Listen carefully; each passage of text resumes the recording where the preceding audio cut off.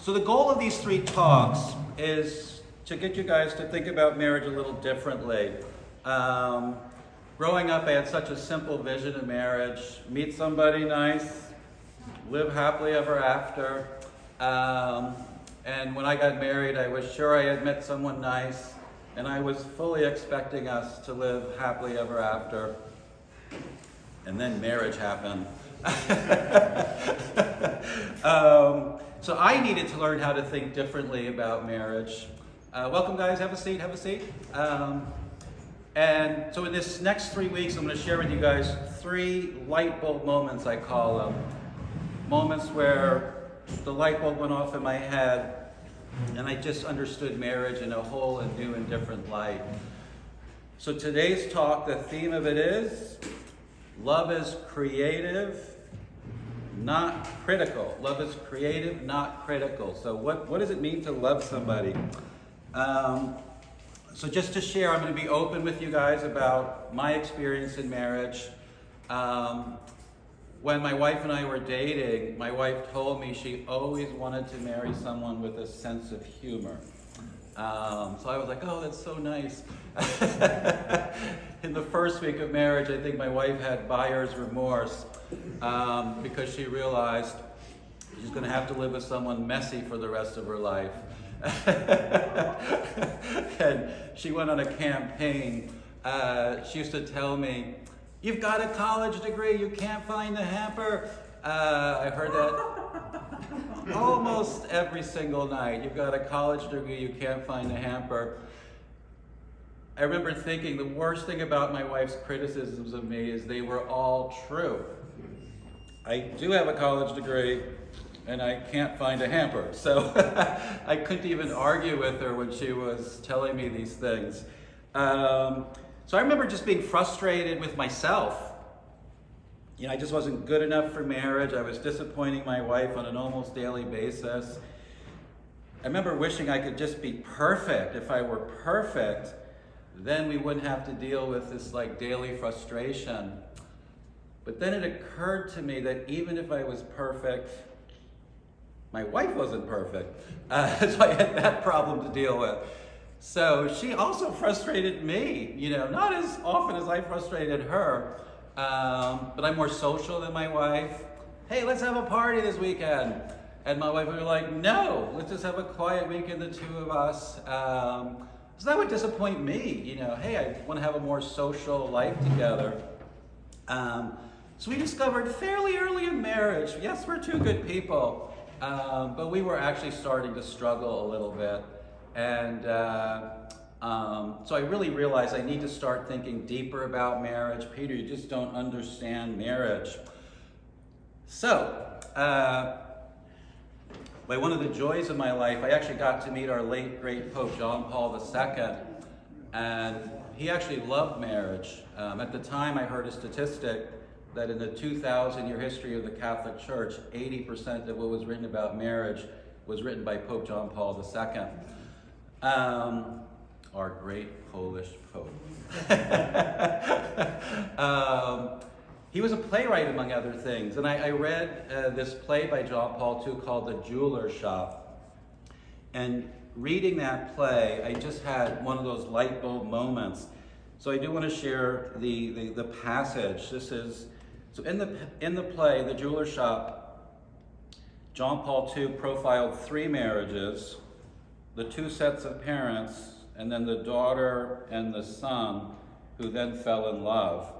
So Monica and Christopher were the young couple, and Monica was complaining to Christopher in the play.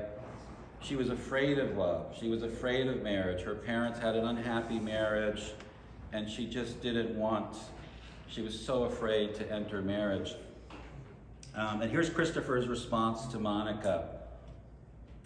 One does not love a person because it is easy. Why does one love at all? He goes on to say, when assessing your love, in the end, one question is important. Is it creative? Is your love creative? So in the end, there's one thing that's important about your love for each other. Is it creative? That was a fresh perspective on marriage for me. I love the word creative. I just never applied it to love or marriage before. And here is Pope John Paul II saying, in the end, it's the only thing that matters about your love. Is it creative? So here my wife and I were in the midst of tearing each other down. We were becoming experts in each other's flaws. So for me, reading John Paul II, that the whole point of love is for it to be creative, to lift each other up. So love is not supposed to be easy. I just met Samantha and Pedro, amazing couple over there yesterday. They're on their way to getting married soon. Guys, you're wonderful people. It's not going to be easy. There are going to be challenges. So for me, who was such an optimist growing up, meet the right person, live happily ever after, just accepting that love is not supposed to be easy was a breakthrough moment. We all bring failings and baggage to our marriage, all of us. So love is creative. When you truly love someone, you build them up, you encourage them. So I realized to be successful in love, we needed to make a choice. We need to make a choice. We all have strengths, we all have potential, we all have failings, we all have things we're apparently never going to be good at. I'm still working on being neat. So to be in happy marriage, we have to make a choice.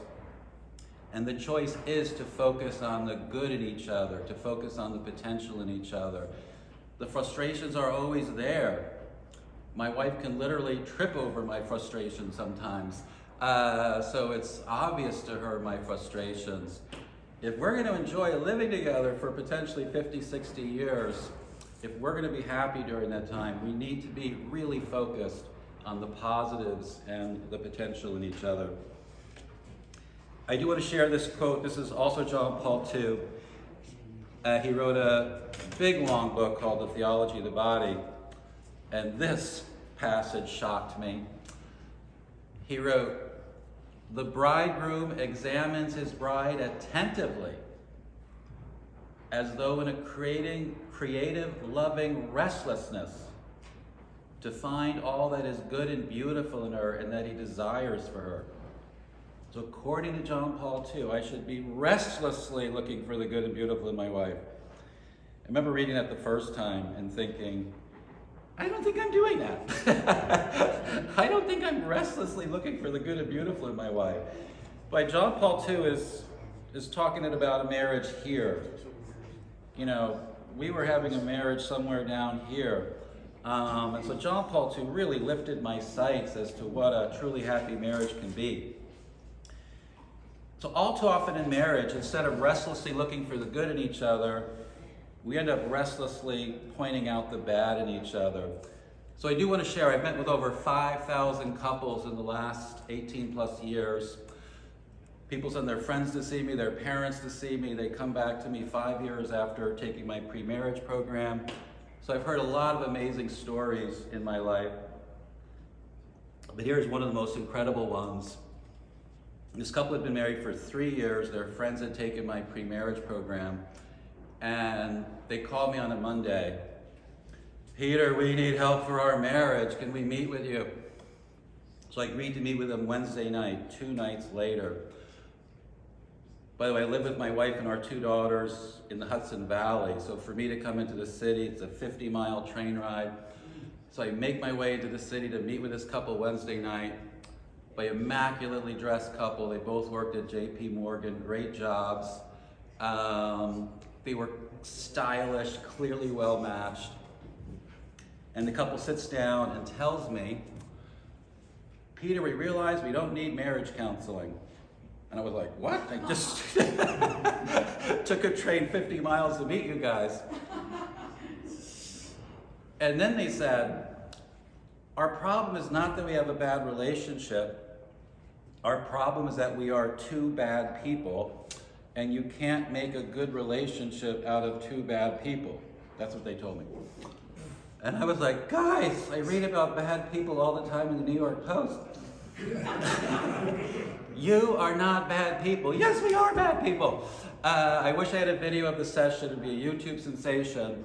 because I was arguing with them. You're not bad people. We are bad people. Finally, I pointed out to them in the small talk, I did ask them how they met, and they met volunteering at a soup kitchen. I'm like, guys, you met volunteering at a soup kitchen. You're not bad people. And they were like, yeah, we did meet volunteering at a soup kitchen. But then I asked them, what's the problem? By the way, they told me they were getting ready to throw the towel in on our marriage, or they headed for divorce. And the wife goes, what's the problem? I've told him 100 times to put the toothpaste cap back on, and he just won't do it. And I was just stunned. I mean, here's this stylish couple, clearly well matched. They had allowed the toothpaste cap to become the downfall of their marriage. I was so shocked by what he said. He actually said something equally petty in return. And I was just totally, completely stunned that they were destroying their marriage through all this petty bickering. But bickering is the leading cause of divorce for couples married less than 7 years. You just get tired of it after a while. So I ordered him. It was a Wednesday night. Guys, I want you to take a one-night vacation from bickering. When you go home tonight, you're not allowed to bicker. I want you each to spend 10 minutes in quiet reflection and remember the other's positive qualities. Then you have to verbally thank each other out loud. That's what I told them Wednesday night. Thursday morning, they emailed me, Peter, thank you so much. We forgot we loved each other. So they had just so got caught up in the frustrations, lost sight of the positive. It happens to the best couples. Trust me, I meet couples all the time that are amazing, and then they'll come back to me just with all these frustrations that they've allowed to boil over. So if you want a happy marriage, we really do need to restlessly look for the positive in each other. I'll make a complete admission right now. I do annoy my wife every single day.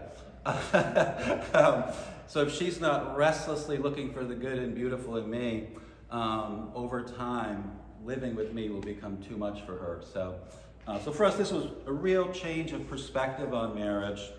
We need to really build each other up, focus on the positive.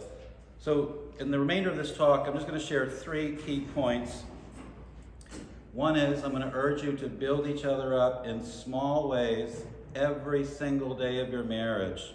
Every single day of your marriage, you should strive to build each other up in small ways.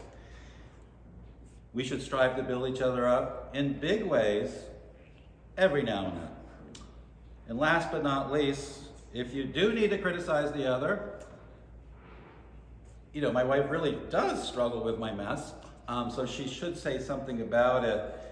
But you have to find a way to say it in a way that is constructive and actually builds the other person up. So I'm going to elaborate a little bit on each of these 3 points. So first, build each other up every day in small ways. So this is my job. I work with couples. I have an hour-long train ride home. So I often use that train ride to reflect on things. I actually spent 6 months reflecting on one question. Peter, what is it that you truly need from your wife? My wife is an amazing cook. She does so many things for me that I appreciate. But what is it that I truly need from my wife? And after 6 months, my conclusion was I actually only need one thing from my wife, and that's for her to smile at me when I walk in the door. If my wife smiles at me, I feel welcome in my own home. The love of my life is happy I'm alive, which is kind of nice to see. I just need her to smile at me when I walk in the door. And more often than not, it was not happening. So it's just deflating to come home and no one's excited to see you. So I want to share an example of a couple that just blew my mind. So again, I do pre-marriage work. If you get married in a Catholic church, you have to take a program like mine. So one day the phone rings and the guy calls me up. They're making us take this pre-marriage program. We've been married 5 years, and they're making us take a marriage preparation program. They were finally having a church wedding 5 years after their civil wedding. So I said to them, guys, I'm sorry, I can't waive the requirement. By the way, he did say they had a 2-year-old daughter. His wife was 7 months pregnant with their second child. So I did take pity on them. So I said, look, I'll make it easy on you. I'll come to your place. You can name the time, you know. So I ended up meeting them Wednesday night at 9 p.m. at their palatial apartment on 5th Avenue overlooking Central Park. He was one of those hedge fund guys. So keep in mind that this guy had complained that he had to take a marriage preparation program. And in the middle of our discussion, the guy turns to his wife and goes, I just don't feel like you love me anymore. That's what the wife said to his husband. And the wife was like, of course I love you. I'm just too tired to show you. To which I said, you're too tired because you have one 2-year-old daughter. You're about to have a second child. You're not going to get any less tired for the next 20 years.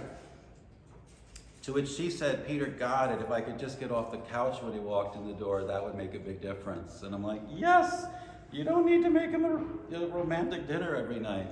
But if you just showed him you were happy to see him when he walked in the door, it's very deflating to come home to somebody who's not excited to see you. So that's my number one marriage advice. Over time, how you greet someone really does set the tone for your marriage and family life. That's one way we can lift each other up every single day, is just by showing we're happy to see each other. It's such a simple discipline, but it changes everything. My wife and I are sometimes asked if we're newlyweds. And ironically, no one asked us when we were newlyweds, because we had started bickering. But now, like, we're happy to see each other, you know. Oh, you guys must be newlyweds. Actually, we have this practice of showing we're happy to see each other.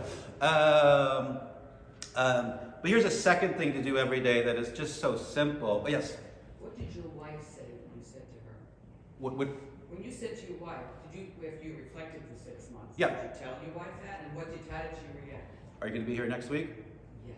So next week, I'm going to get deeper into that. I completely shocked my wife, because to be honest, I wasn't greeting her well either. So neither of us were greeting her well. I should have added that. So we made a commitment to both mutually greet each other well, but I did surprise her, and that's going to be the core of next week's talk. Okay. So a little suspense, okay? Well, if I miss it, which I don't plan on it, It'll be videotaped. replay, so someone will have to video it. Yep, and it's actually, I do have a blog, which, by the way, on the table over there, you can get the name of my blog and this core advice I give couples. And on the blog is the story. I call it the story that turned our marriage around. And it's all about learning to greet each other well. So if you can't make next week, there's more than one way of... Thank you. Good. But my second little daily advice is just say thank you every day. My poor wife had to wake up this morning at like 5 something, you know, after daylight savings switch, to get my 11-year-old daughter to a bus for their school ski trip, you know. And I was working in the city yesterday. We live north of the city. My poor wife had to do all the shoveling to get the car ready, you know, and my wife hates cold weather, and here she is doing all that stuff. I thanked her. I've already thanked her multiple times. Hey, thanks for clearing out the driveway. Thanks for waking up this morning to get, you know, our daughter to the bus on time. Hey, Peter, thank you for working hard, you know. So early in marriage, my wife would point out that I left my dirty pants on the couch, but she wouldn't thank me that I had worked that day. And so to be honest, what I've discovered is criticism is usually accurate. It's almost never fair. To say to someone, you left your socks on the floor, okay, that's accurate. But if you don't first thank them for what they've done, criticism is really unfair. So say thank you a lot. Get in a habit of saying thank you. My wife and I developed an evening ritual to say thank you before going to bed. Just to like, hey, thanks again for making breakfast this morning. Thanks for, you know, working hard. We need to restlessly look for the good and beautiful in each other. But the single best marriage advice is to develop good marriage habits, habits of greeting each other, habits of saying thank you. But it's not enough to appreciate someone. So I'm approaching our 19th wedding anniversary, and I've been discovering more and more and more that marriage is long. Marriage is a long time to spend with one person. It turns out boredom is the leading cause of divorce for couples married longer than 7 years. So it's not enough to just appreciate someone for who they are. We actually need to actively encourage each other and actively build each other up. I thought a good marriage is a marriage where we cruise through life together. John Paul II taught me a good marriage is a marriage where we grow through life together. It's supposed to get better. You're supposed to become a better person. So it's not enough just to say thank you. We need to strive to encourage each other. So just an example of that. Early in marriage, I was switching careers. I'm an entrepreneur, so it's always a little uncertain. By the way, my wife used to complain, you're working too much, when are you coming home? So you just feel unsupported, and again, you're disappointing your spouse. My wife and I actually went to a talk by a psychologist in which he said that the number one thing men need in marriage from their wives is to feel admired. So the number one thing men need from their wives is admiration. My wife and I were sitting in the audience. She turned to me and goes, I didn't know that. That's what my wife said to me. I said, I didn't know that either. I just wanted you to keep quiet. But my wife actually said, I'm going to start admiring you. And I didn't think I needed admiration, by the way. I just wanted her to keep quiet. But my wife started admiring me. Here's some of the things she starts to tell me. Peter, I admire your passion for what you do.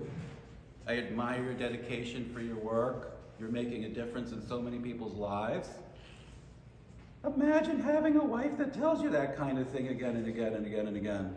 I mean, she really lifts me up. But she needed to learn to do that. I needed to do that for her too. So this is my number one thing I urge you guys to do, is find ways every single day to lift each other up, to build each other up, show you're happy to see each other, say thank you, but look for ways to encourage each other, and that's a creative love in a daily basis. So second, we should be creative in our marriage in bigger ways every now and then. So here's John Paul II in a letter to one of his former students.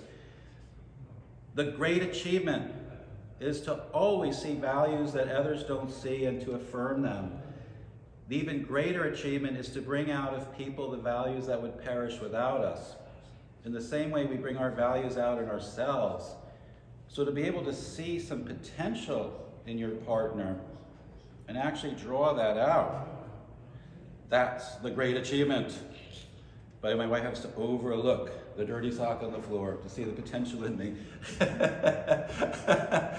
But really strive to look for the potential in each other.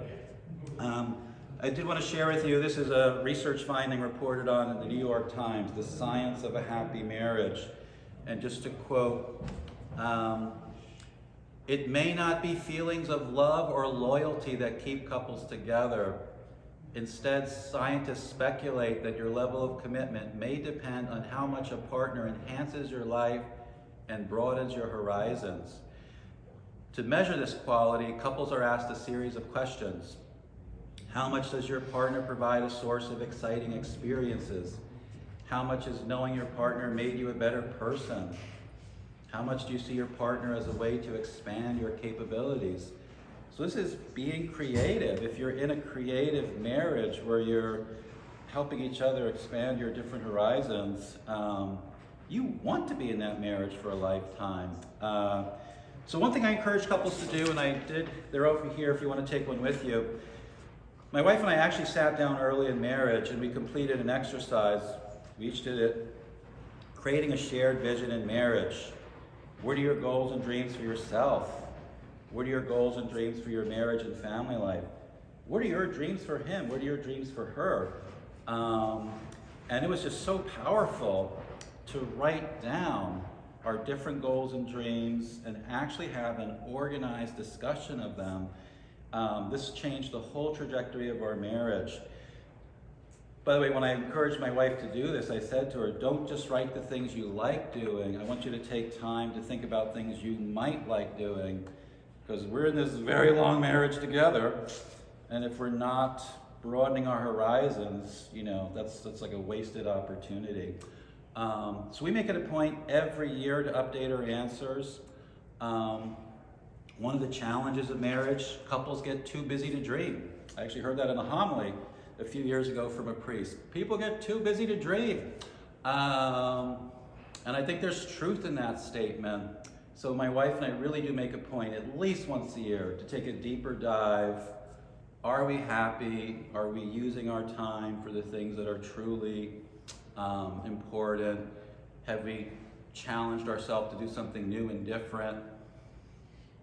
And it's just very important to do that throughout your marriage.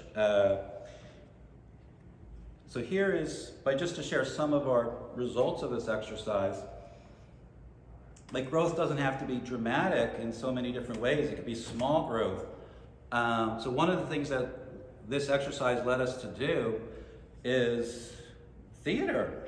Hey, we enjoy going to theater, but we don't seem to do it that often. That's something that brings us joy. We actually made a commitment to go to theater once every 2 months, and that was 18 years ago. And boy, we have 2 girls. My wife and I both work. But hey, this is something important to us. Let's make it a priority. And the theater has been such a big part of our life and broadened our horizons. We made a point, I had to get my wife to agree to this one. Let's have a party at our house once a month. I told my wife if she was cheerful once a month about a party, I wouldn't ask her twice. But early on, we moved to a new town. We actually made a commitment that every time we invited friends over that first month, it had to be people that we had never had at our house before. So we have to purposely build our network of friends. And from time to time over the years, my wife would tell me, hey, we got comfortable again. We're inviting the same people. Let's get back to what we did early in marriage and make it a point once every other month to make sure we invite some new people to our home. So we have a plan to keep marriage interesting, to broaden our horizons. By the way, you're all welcome. After this COVID is back, we'll invite you all to our house. My wife is a great cook, by the way. But one of our things we committed to is let's do one new thing every month. That was a commitment we made 18 years ago, to do one new thing every month that we've never done before. My wife, what is her dream for me? She actually dreamed that I would learn to enjoy life and slow down a little bit. Peter, you don't always have to be doing something. I'm like a little hyperactive. So we actually discussed having 4 weekends a year. No cell phone, no family, no friends, no work. I never would have proposed that. But I have to tell you, I've grown to love it. And my wife has challenged me, but in a very beautiful way, to slow down, which is something I needed to be challenged to do.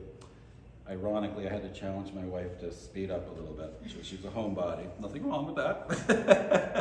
But it would be nice for her to get out more often.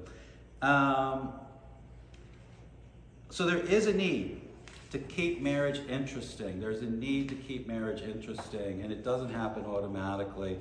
We can fall into routines, get overwhelmed by everything that needs to be done. So I love this emphasis on having a creative marriage where we're growing. So just to finish, what do we do when we're tempted to criticize the other? You actually should say something. If my mess annoys my wife, she shouldn't just deal with it and suffer.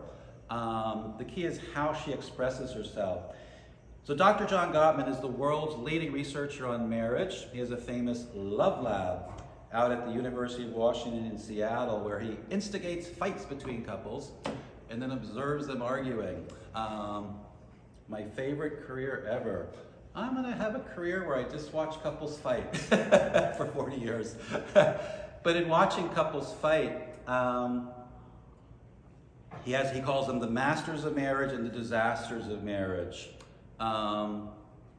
Unfortunately, most fall into the disaster category, that when we bring issues up, we tend to do it in a way that's destructive to the marriage. But the masters of marriage find a way to talk about problems that actually solve them and bring your marriage to a better place. So you want to be a master of marriage. So before reading Dr. Gottman's research, I thought if I was upset at my wife, I had two options. I could criticize her or I could keep quiet. I thought those were the only two options. It turns out Dr. Gottman discovered there is always a third option. Find a constructive, positive way to make your point. So just to share this one example from our marriage. By the way, my wife and I, after reading the research, we actually adopted the policy of zero criticism in our marriage. Zero criticism. That might sound a little radical, but I do want to share this. Made it onto the front cover of the Harvard Business Review for all you business types. Why feedback fails. Criticizing people doesn't help them excel. There's a better way. So this advice made it to the cover of the Harvard Business Review. Can't get better than that, can you? So we made a commitment in our marriage, zero criticism. I thought I won the lottery when my wife came to me and said, Peter, I'm not going to nag you anymore. Nag is just counterproductive. It just tears us both down. I'm not going to nag you anymore. But she even said to me, but sometimes I nag you. I don't even realize I'm nagging you. So my wife actually gave me permission to point it out and stop her from nagging me. So here's where we developed this approach. Illegal nagging, 5-yard penalty. Sorry. Try not to hit you. We laugh. The key is my wife knows we're not going to ignore the issue. We're just going to schedule a time when we could be constructive and really try to solve the problem. So to take one of the biggest problems of our marriage, my messiness. So my wife this time, it took her 2 weeks to figure out something constructive to say, by the way, on this one. But my wife used to say, you've got a college degree, you can't find the hamper. She made me feel like I was a lazy bum after a long day at work, by the way. So imagine when my wife came to me 2 weeks later, and this is what she said to me. Peter, my hard-working husband, I figured it out. You're tired when you get home. Ask you to perfectly put things away, a little too much to ask for. But I've been observing you these last 2 weeks to see just how you annoy me. And I made a discovery. I used to think your mess was random, but I discovered you undress while walking. You leave a trail behind you. There's your shoes, there's your socks. My shirt would end up on the chair at a kitchen table. My pants somehow always ended up on the couch. You leave a trail behind you. So I realize you're tired. I'm no longer going to expect you to be perfect. But how about this moving forward? Don't do anything while walking. Stop in one place. Here. Go to Home Depot, buy a hook. Undress while standing still. Shoes and socks go here. Pants, shirt, everything goes on the hook. I can take care of it from there. She also pointed out that I read the mail while walking. There's the envelope from American Express. There's the bill from American Express. So read the mail while standing still. She got me a 3-slot system, mail to save, bills to pay, mail to throw away. She even got me a nice cute bowl to put my wallet and keys in. And she pointed out I would know where they were in the morning, which turned out to be true. So my wife gave me constructive advice on how to be neater. After all that restless tearing me down, once my wife had to give me constructive advice. That's 18 years ago. I've never left my dirty pants on the couch since then. I'm very proud that I'm a neater person today than I was when I first got married. Just one of the ways I've grown. Still a little more growth on that area, but I've definitely made a lot of progress. But there is always a way to talk about a problem that lifts the other person up that helps you become better people.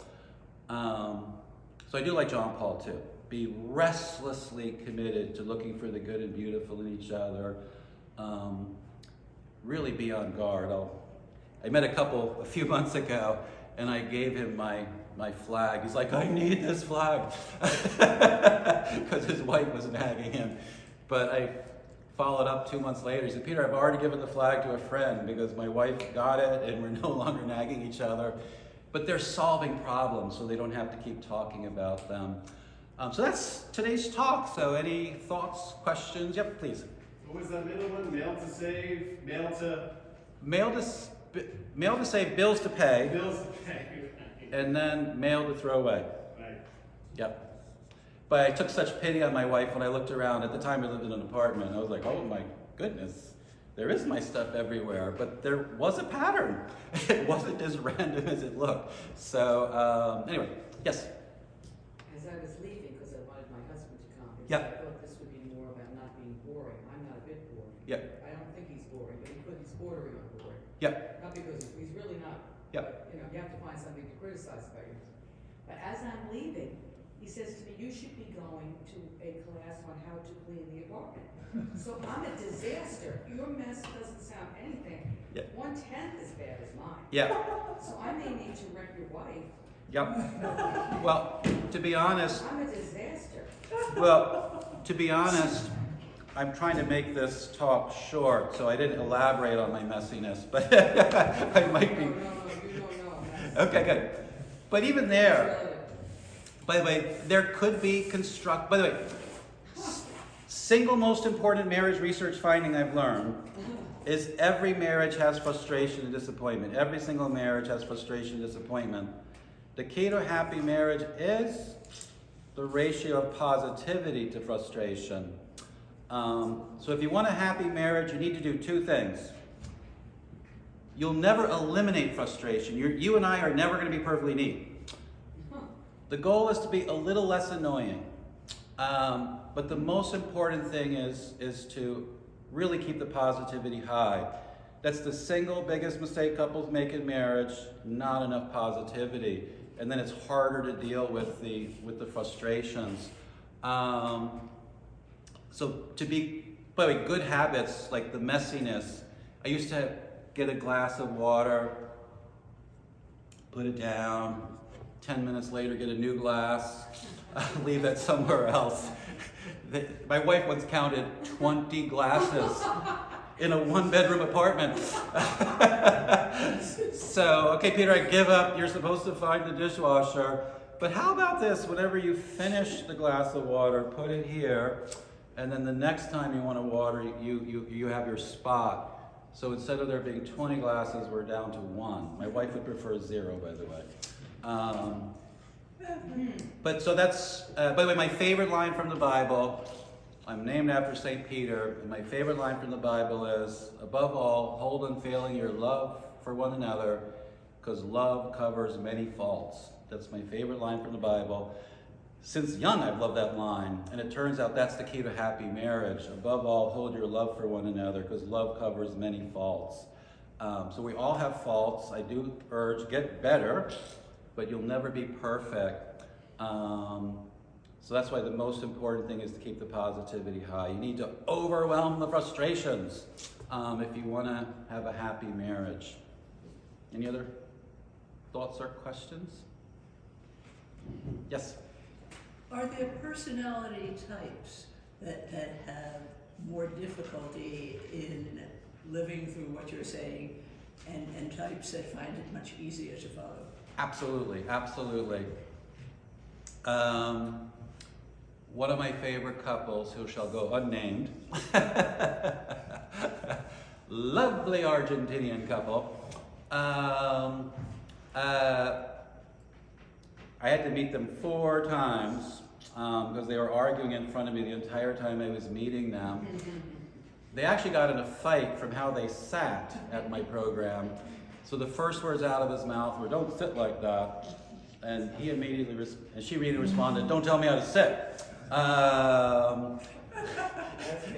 So this was a couple that was just too hot-blooded for their own good.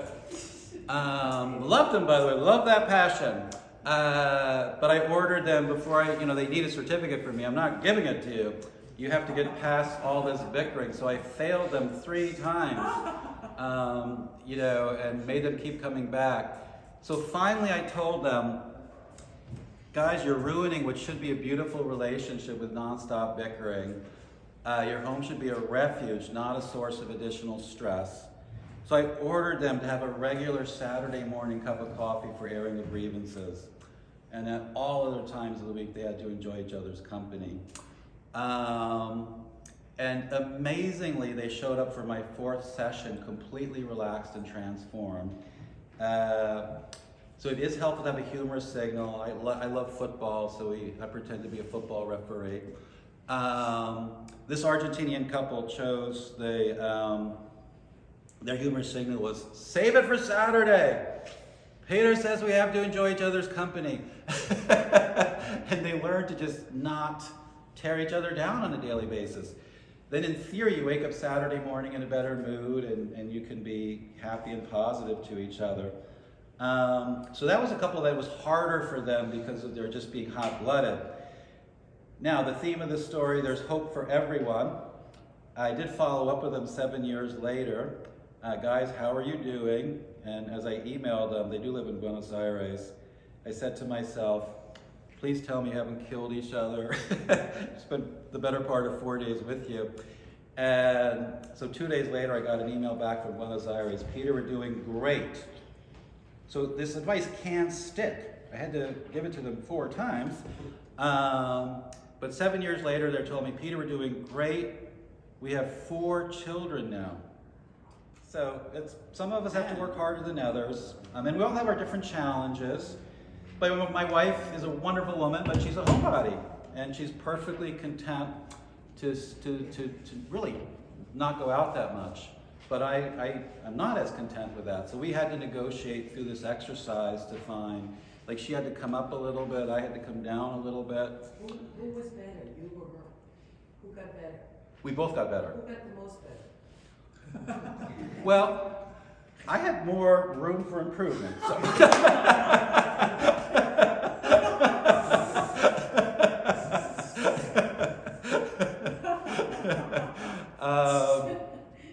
But I will tell you a story from this guy. I taught the friends, so they go see Peter. The guy was married 6 years. His wife was so frustrated with him that the wife refused to come to counseling, so he came by himself. And he asked me this question: why did my wife give me a list of 37 restaurants? Why did she do that? And I said, let me think about this. Maybe she gave you a list of 37 restaurants because she wants you to take her out to one of them.